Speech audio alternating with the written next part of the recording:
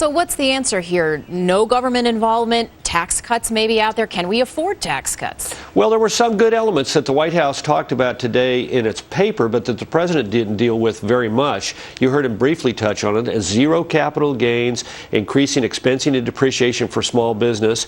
They talked about infrastructure. But look, if infrastructure was so important, why in the original $787 billion stimulus bill was only 5% of it devoted to infrastructure?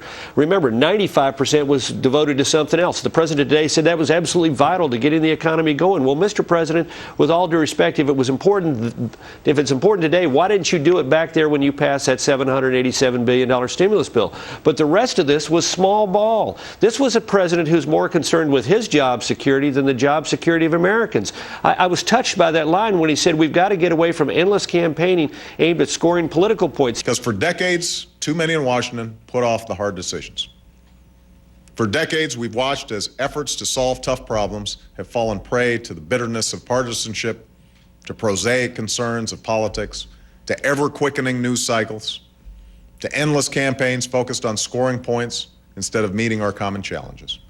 He said that towards the end of a speech, which was clearly aimed at endless campaigning aimed at scoring political points.